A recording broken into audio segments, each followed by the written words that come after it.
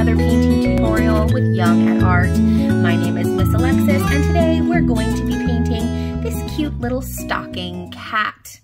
If you've painted with us before, welcome back. And if you have never painted with us before, welcome. We're so happy to have you. Let's go ahead and get started. This is a super easy, cute one. I love it so much, and this is really good for beginners. So if you're a beginner, this one's going to be great for you. All right, so in your kit, you are going to have one pre-sketched canvas with our stocking cat on it. You are going to have 4 colors of paint. You have a robin's egg blue, you have red, you have white, and you have black. You should also have a piece of wax paper, and that's going to be for when we mix our pink color, but you don't need to use that yet. You should have a big brush and a small brush. I don't have a Young at Art small brush here at my house today, so I'm using this small brush. Yours is probably a little bit smaller, so congratulations on that. You're also going to need a paper towel or a napkin, and you're going to need a cup of water. I like to use an old jam jar that I've cleaned out, but you can use a plastic cup or anything that's easy to wash. Additionally, you may want to have a hairdryer handy so that we can take a break and pause to dry our layers of paint in between our work. And you may also want to have a black Sharpie available. You'll notice on our example, there's a lot of very thin outlines. If you don't feel comfortable painting those on, you can go ahead and use a Sharpie to do that. And I will show you how to do that when it's time. All right, let's get started. So the first thing we always want to do when we're working with acrylic paints is we want to make sure that our brushes are damp but not wet. So I'm going to put my brush in my water, get it nice and wet, and then I'm going to dry it almost all the way off. And I'll know that it's the right dampness when I touch it to my hand and it feels damp, but it's not leaving water on my hand. That's how I like to test it. So again, we're just dipping it in the water, dabbing off the extra, and making sure that it's damp but not wet. All right, we're gonna start by painting our background. Now, I will probably want to do 2 coats on our background. So we're gonna do 1 coat nice and even, and we'll come back and do a 2nd coat. If you, as you're painting, start seeing some brush strokes, do not get nervous. Those will get covered up with our 2nd coat. So starting with my big brush in my light blue robin's egg paint, I am going to start outlining. Now, a couple of things before we start. You don't want a big glob of paint like this. This is too much paint. Because when we put it on here, then we'll have a big glob of paint on our canvas, and it'll be really hard for it to dry. So just a little bit of paint to start. Also, a big glob of paint is really hard to control. So here we go. I'm going to start by outlining my cat. And I'm using my bigger brush for this. If you want to, and it makes you feel more comfortable, you can use your smaller brush. And I'm just gonna go around the edges like that.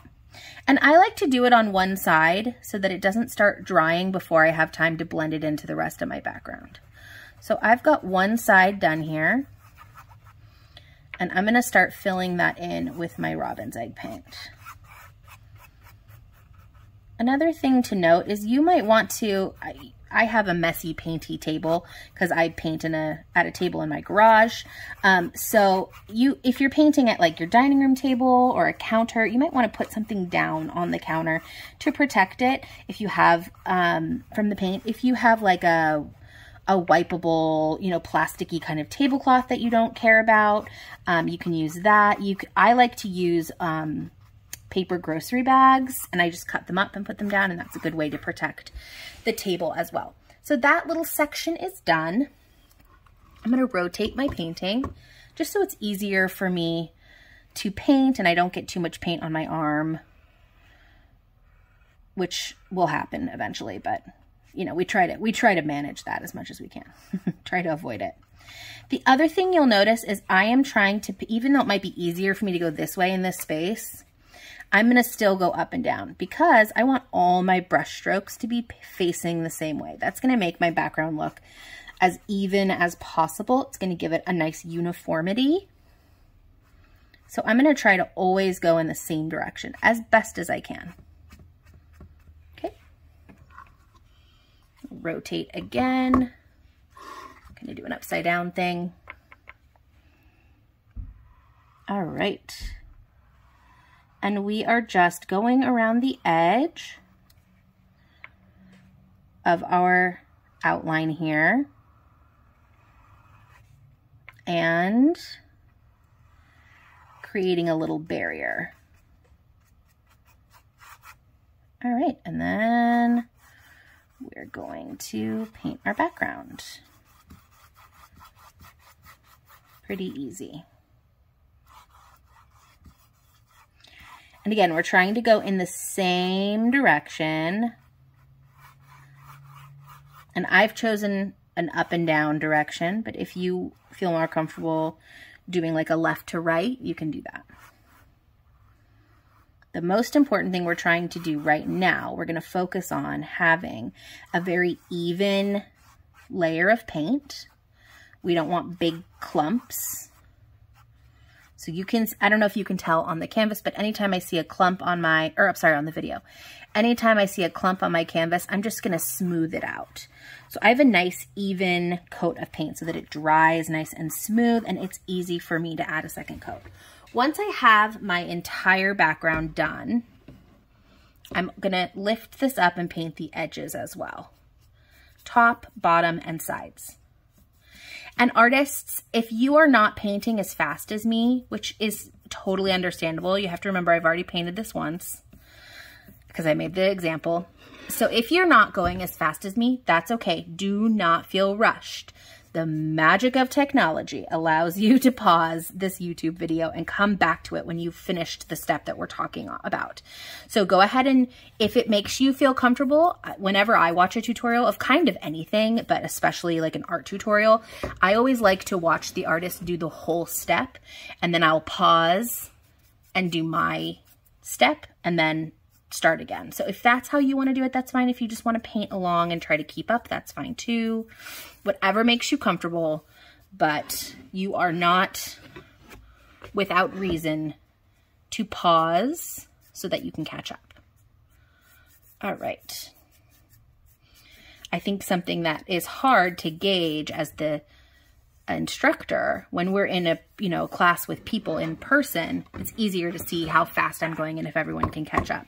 But when I'm just alone in my garage painting to my phone, it's hard to know if everybody's caught up. Now I've got some paint on my hand, so I'm just going to take my paper towel and wipe it off so I don't make a mess.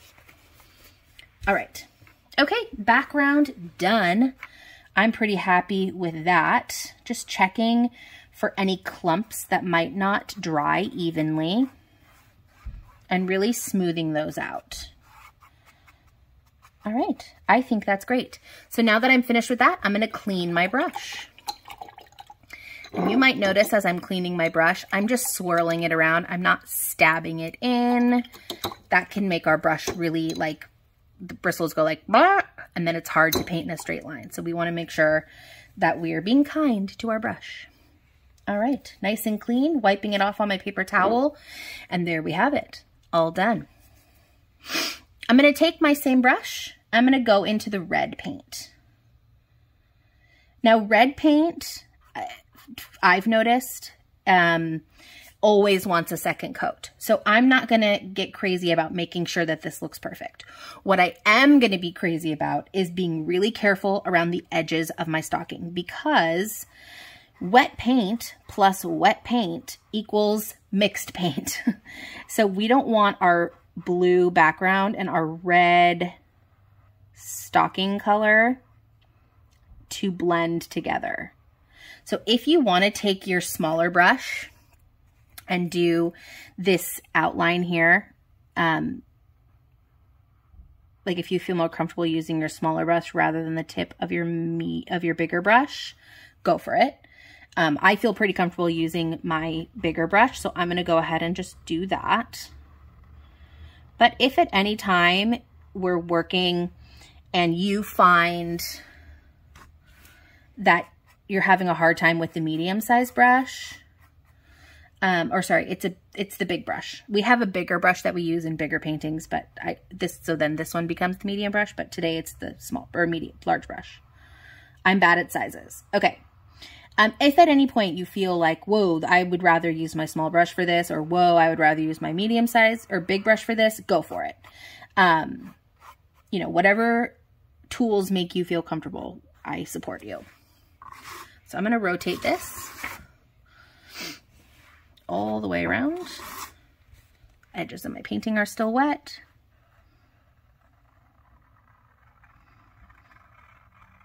All right. So this is a pretty good introductory painting if you've never painted before, or if you're new to painting, or if you're a kiddo and you know, are just building your skills up, or if you're an adult and you're building your skills up. This is a really good painting to just get some nice base skills. Now, who remembers? And nobody can answer me because, again, I'm alone in my garage. I'm not alone. My cat's in here. So we're going to remember that we are going to spread out any lumps, and we're going to try and make sure that we've got a nice smooth layer, because red paint almost always wants a second coat. Okay. There she is. And I'm just going to really smooth that out and try to make my brush strokes as even as possible. And I think that's pretty good. Oop, got a little clump there. All right. This is what we have. This is our base layer. What I'm going to do now is I'm going to suggest that you take a break. I realize we just started. We've been painting for, what, maybe 10 minutes. But to move on from here, we want to make sure everything is nice and dry. So I want you to pause the video and take like a 5-minute break and let everything dry. You'll know it's dry when it's not shiny anymore. And this is sort of hard to see. See how shiny my paint is? You can see it glistening in the light. That means all of the paint on my canvas is wet. So I want all of that paint to be not shiny anymore. What I'm going to do, because I have a handy dandy blow dryer, is I'm going to take my hair dryer and I'm going to dry my painting so that it goes quickly. But if you don't have a hair dryer, or if you're just like, don't like that noise or whatever, you know, then you don't have to do that. You can just wait for it to dry. So go ahead and pause the video and I will see you in 5 minutes. All right, artists, welcome back. So you can see my paint is no longer shiny. Movie magic. This isn't a movie, but you know what I'm saying. Now that we have our non-shiny, completely dry paint, and I still have red paint on my paintbrush, I'm going to come back and do just another layer of red paint on my stocking. Now, this layer should make our paint, our stocking have a nice smooth finish like this one. You can see on this one, you can't really see a lot of brush strokes, and that's what's going to happen when we add a second layer to our stocking. So I'm just going to do exactly what I did the first time with my bigger brush, and I'm going to do a nice smooth layer. And it doesn't have to be like a very thick layer. Just adding the second layer is going to make it look a lot more smooth and uniform. And, you know, when we're done, we're going to add a bunch of polka dots to our, what is that called? A stocking, my goodness, to our stocking. So if it's not perfect, there's ways to kind of camouflage it away. You know, so we don't have to strive for perfection here. Or anywhere if you don't want to. Nobody is expecting perfection. Okay. So I'm just working on making sure I'm painting in this. Oopsie, I've got a little hairbrush. I mean a brush hair here. There we go. Working on painting in the same direction.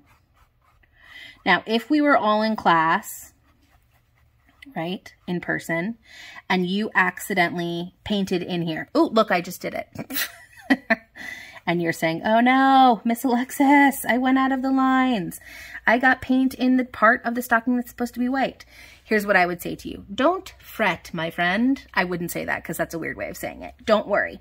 We're going to let that dry and it's going to cover up with white paint when we get to it. So we don't have to worry about that at all. All right.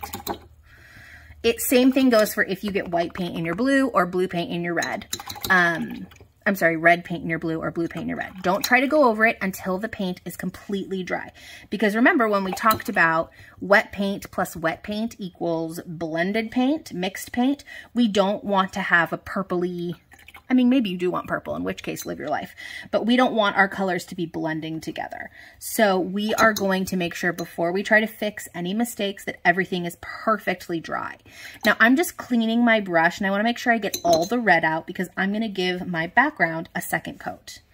Once I've got all the red out of my paint and I'm good there, out of my paintbrush, sorry, I'm going to do another layer on my background. Now this is going to be the same idea as that stocking. It doesn't have to be a big, thick layer. We're just sort of adding like a top coat. And when you get close to the edge of our stocking, we want to go really slow and really careful so we're not picking up any red paint with our brush. And we are still going to try and do that same brush stroke direction as we did the first time, matching it up, but just trying to give our background a little boost.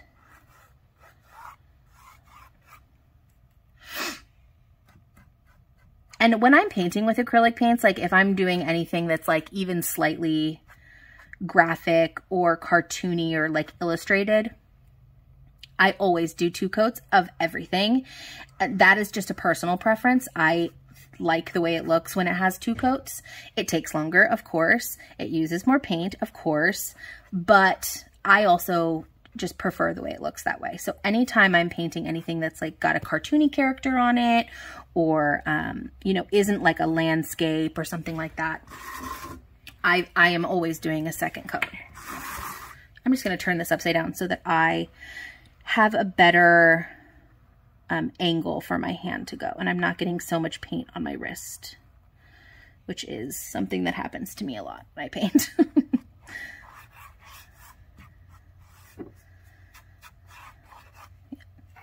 And you don't have to go as fast as me. I'm sort of working quickly, but that's just who I am as a person. And you can, you know, go at your own pace. Remember, we can pause. We've already practiced that as a group. We can pause our video and come back to it as needed. And as I'm saying, we can pause our video and come back to it as needed, I'm just now finishing my second coat. And it looks like that. And remember, it's super shiny because it's super wet.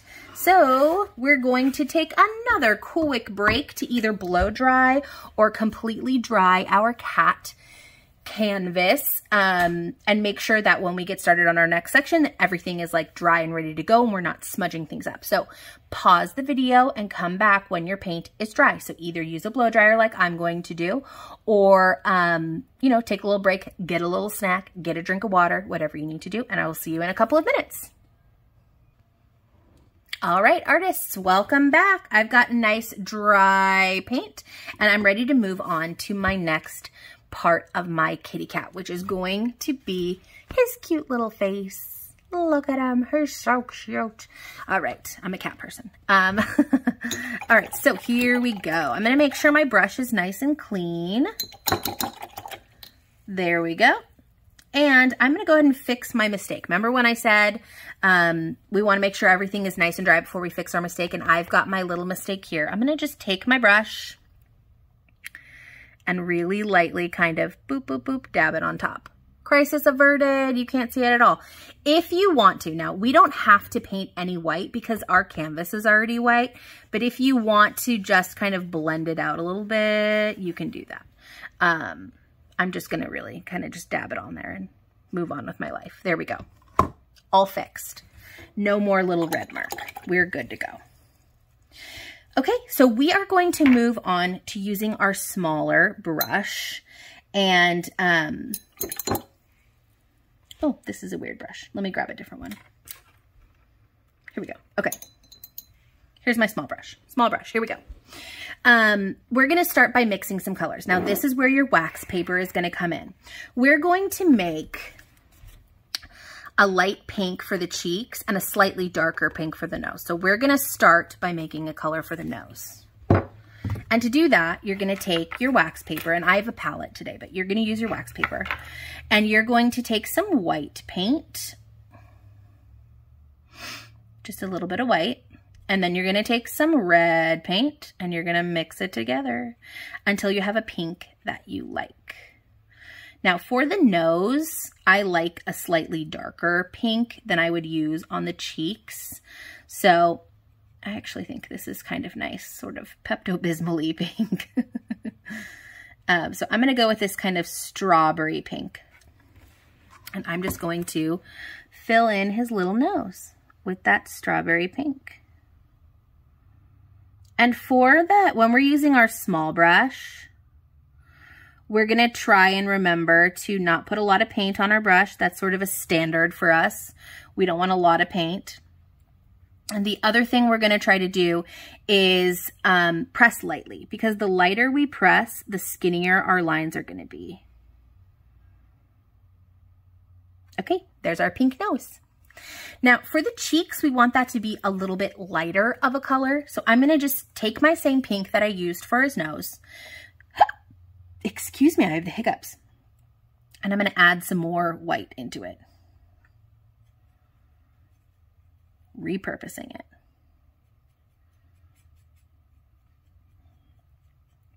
And you can see that I've sort of saved some of that darker pink. And I like to do that anytime I'm mixing colors out of another color that I've already mixed, just in case I need to come back and fix any, mistakes or whatever. So I've got my little lighter pink, and I'm just going to fill in his little cheeks. And as I'm filling in these spots on his or her face, I want to make sure that I'm covering up those pencil marks so that they are nice and camouflaged. And I'm just going to rotate that so you can see.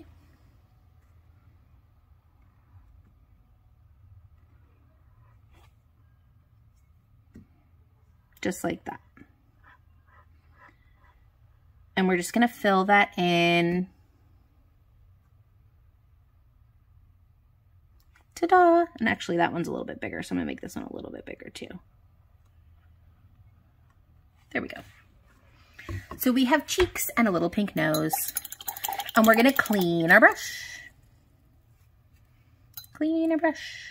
There we go. Okay. Now we're going to go into our black paint. Now, here's the warning for black paint. If you make a mistake when you're using black paint, it's very hard to fix. Is it impossible to fix? Absolutely not. But it is difficult to fix. So we're going to make sure when we're using our black paint, we just have a little bit on our brush at a time. And we're going to work carefully and slowly. That is not a warning for anybody other than myself, because as you've noticed, I'm a rusher. And also, just black paint's hard to cover if we make a mistake. The other one's super easy. Black paint, super difficult. So here we go. I'm going to start with his little spots on his head, and I'm just going to outline that little spot and fill it in.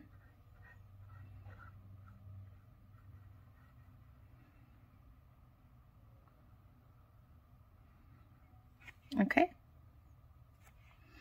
And the other little spot.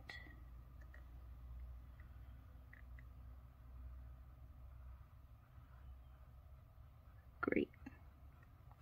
And I've just realized that I forgot to sketch some paws on here. So yours will have a paw on it. I've just realized I forgot to do that.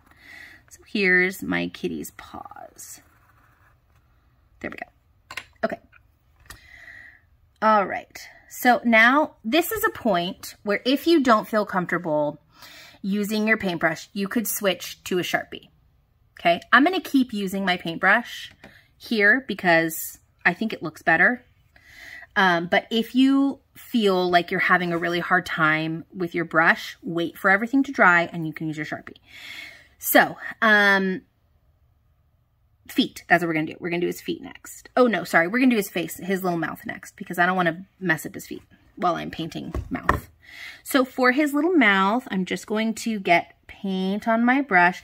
And remember when we talked about pressing lightly? So I'm going to demonstrate on my palette. If I press down all the way with my brush, this is what my line looks like. Thick line, right? If I barely press down with my brush, same brush, barely pressing, very thin line. So you can kind of play around with it on your wax paper or on your paper towel or a piece of paper or on the back of your canvas. There's a lot of different ways you can practice, but you're just going to try to press very lightly. And remember, the lighter we press, the thinner our lines are going to be. All right, kitty mouth, there it is. And I'm also going to add his little eyes. And they're just like a little, you know, arch. So I'm going to just do a little arch right here. And a little arch right here. So there's our kitty's eyes. And let's go ahead and add his paws. Just a little arch. And remember, we're pressing so lightly on our canvas. I'm going to rotate so you can see a little bit better.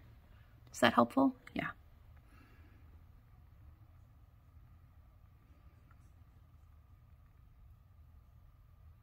There we go. Little paws. Alrighty.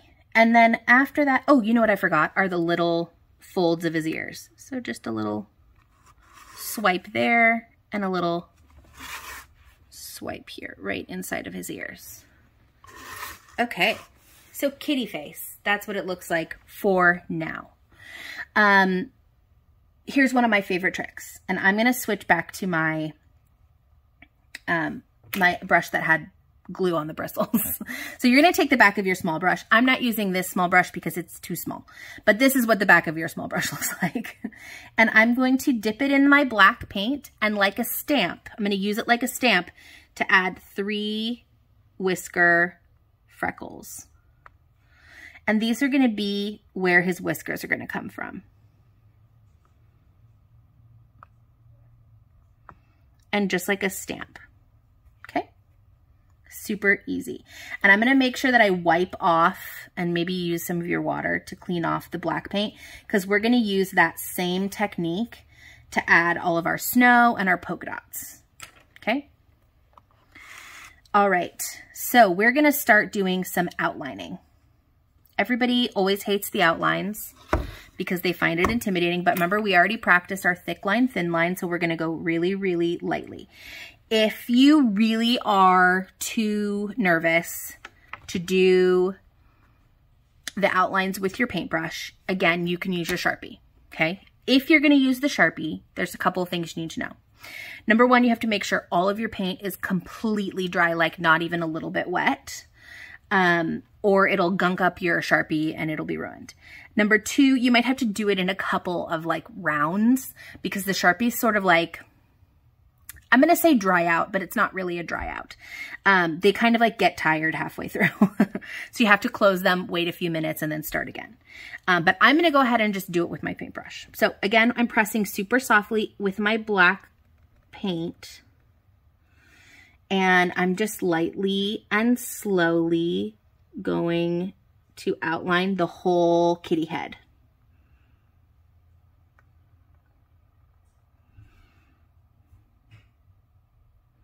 His little ears. And this is not a race. Just take your time. If you want to practice on your wax paper or on the back of your canvas before you get started, I fully support that choice. I think that's a great idea. All right, now that I have his head finished, I'm gonna go ahead and start on the stocking. I don't know why I cannot make that word come out of my mouth today. All right, here we go.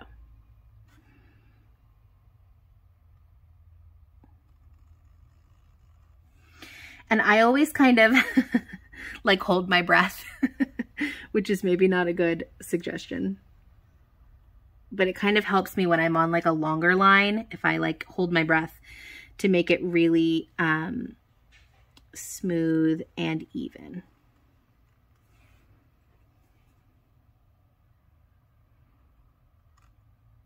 There we go. Okay, almost done with that stocking. I also find that for me, it's easier to get an even line and maintain an even pressure if I'm kind of painting in a downward swipe versus painting in an upward swipe. So I will be rotating my canvas around so that I can paint in a downward swipe as much as possible. Because for me, that's just easier. And that's really personal preference. I know people who have an easier time maintaining even pressure and painting a straight line in an upward swipe or in like a sideways. So it might take some practice on your wax paper or your paper towel before you feel like you've figured out what your preference is. There we go. Okay, we outlined a kitty. You did it. So we don't really need to clean our brush here, but my brush has a lot of paint on it. So I'm just going to clean it and wipe it off so I don't have too much paint on my brush. And then I'm going to come in and I'm going to outline. And you can see I'm making sure that I'm really only getting a little bit of paint. I'm going to outline the cat's nose. Here we go. Again, if you'd rather use a Sharpie to do this, by all means, go ahead and do that. I will not judge you. Okay, there we have our fully outlined kitty. So now we need to do some whiskers. And the whiskers are, the best way to do a whisker is make sure you just maintain, just do it in one line. And you don't want to go too fast. So here we go, whisker number 1, whisker number 2, and whisker number 3. All right, and then I'm gonna do the other side. That's not a good idea. Well, yeah, it's fine. Okay, ready? And whisker number 1. Whisker number 2, whisker number 3. All right, our kitty has whiskers. And if you feel like you need to go in, like this one kind of needs to be plumped up a little bit, you can do that. And then last but not least, for our black paint, we're just going to add a little line here for his little paws. And there we have it. Again, if I went too fast for you, which is totally understandable, pause. Just, it's okay if you have to pause. Nobody will be judging you. Okay. The last part we have to do is all of our dots. Now, when you do the dots, you can decide, I'm going to use both of my brushes and I'll show you why. But you can decide if you want to like draw bigger polka dots on here with your paintbrush, you can totally do that. I'm going to use the stamping method because it's super easy and it's quick. So for my stocking, I'm going to use my small brush in my white paint. And I'm just going to start stamping until I run out. And when I run out, I'm going to reload. And I'm going to stamp some more. And you, at least for me, I really have to try to make it look not like uniform. I have to think about it because my brain automatically puts everything in like a uniformed pattern. So I really have to like think about making it look randomized. Otherwise it ends up looking like a set of dice everywhere. So once I have the bulk of my dots in, I'm just going in and adding, filling in spots. You'll notice as you're working on them that, you know, if you press harder, you're going to get a bigger dot. If you press lighter, you're going to get a smaller dot. So if you want to fill in with small dots just by pressing lighter, there we go. There was a little flake of paint on my canvas. All right. There we go. There's my stocking all finished. All right. So I've kind of, oh, you know what? I'm going to add a couple here because that's going to make it look a little better. I realized that was like a total perfectionist moment. Boop. There we go. Okay, now we're done with that. So now for the background, I'm going to switch to using my bigger brush because the back is slightly bigger and I'm going to get slightly bigger snowdrops. And these I'm going to make sure that I'm spreading out a little bit more. And again, trying to maintain some randomness, which is hard for me.